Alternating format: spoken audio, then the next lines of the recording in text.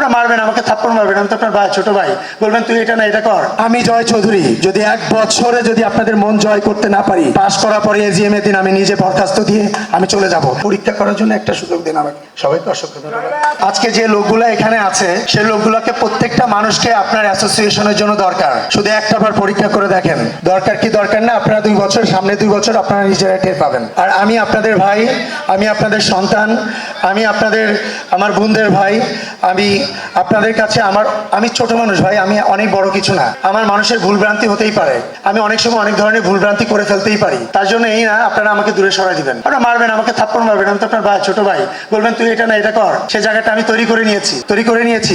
আমি যদি আমাকে পাশ করিয়ে যদি আপনারা বসান, আমাকে যে বলতে পারবে জয় তুই এটা না এটা কর, আমি আপনার ভাই, আপনার সাথে তাল মিলিয়ে আমি আপনাদের সঙ্গে মাঠে নামবো। এবি পলির মানে বুদ্ধিমানরাই জানে। AB Poly UPVC pipes and fittings টিকবে যুগের পর যুগ। এই অ্যাসোসিয়েশন আমার না, এই অ্যাসোসিয়েশন আপনাদের সবার, 573 জনের সব অ্যাসোসিয়েশন এটা। সো আমরা যেটা করবো আজকে এখানে, আমরা প্যানেল পরিচিত অনেকে অনেক কথাই বলে ভাই, আমাকে অনেকে জিজ্ঞেস করছে আজকে আপনাদের ইস্তেহার কি। ভাই আমার কোনো ইস্তেহার নেই, আমরা জিতবো, আসবো, 573 জনকে নিয়ে বসবো, যে পরিকল্পনা আপনারা দিবেন ওইটাই আমাদের ইস্তেহার।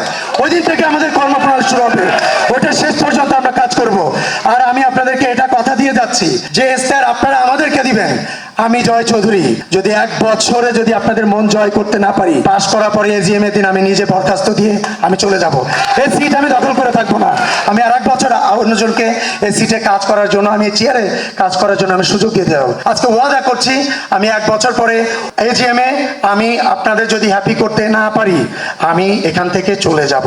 আমি আপনাদের সামনে আর থাকবো না। আমি প্রতিবাদ না, আপনারা দেখেছেন আমাকে, আপনারা দেখেছেন করোনার সময়, আপনারা আমি কত ভালো কত খারাপ আমার পরিবারের মানুষ জানে। সারা বাংলাদেশ জানুক না জানুক এটা আমার দেখার বিষয় না। আপনারা জানেন আমি কতটুকু ভালো, এটাই আমার শান্তি। আমার কারো শান্তি দেখানোর দরকার নাই। আমি এমন সময় গেছে, আমার ওয়াইফের কাছে অনেক কিছু শুনেছেন, হয়তো অনেকে এটা ফার্স্ট টাইম শুনেছেন। আমি আমার ভিতরে গল্পের কথা কখনো কাউকে বলতে চাই না। আমার আম্মু, আমার ওয়াইফ, তাদের সাথে আমি অনেক নির্যাতন করেছি। এটা আমার কাছে এখন ফিলিংস লাগে আর কি, মনে হয় যে আমি অনেক কিছু করে ফেলেছি, কিন্তু তখন তো আমার মাথায় কাজ করে না। এই দৌড় দিতে হবে, তার জন্য আমার শিল্পীরা না খেয়ে আছে, আমার মানুষের কাছে পায়ে ধরতে হবে। কারো কাছ থেকে একটা বস্তা সিঁড়ি আছে আমার সঙ্গে, সে তো অনেক জায়গায় গিয়েছে, আমরা বস্তা চেয়েছি, ভাই আপনি টাকা না দিন, আমাকে একটা বস্তা চাল দিন। 10 জন 10 বস্তা দিলে তো আমি প্যাকেট করতে পারছি না। আমরা কিন্তু এগুলাই করছি। কিন্তু আমার মা, আমার ওয়াইফ আমাকে ঘর থেকে বের করে দিছে, এরকম দিন গেছে। এট লাগে রাখছে রাত্রেবেলা, তুমি রাত 3টা বাজে 2টা বাজে কেন আসছো, এরকম হয়েছে। 3 তারিখ, আপনারা আবেগ না বিবেকটা দিয়ে একবার চিন্তা করবেন।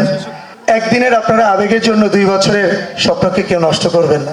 আমাদের অনেক ভুল ত্রুটি হতে পারে, আমাদেরকে মাফ করে দিয়ে সুযোগ করে দেন।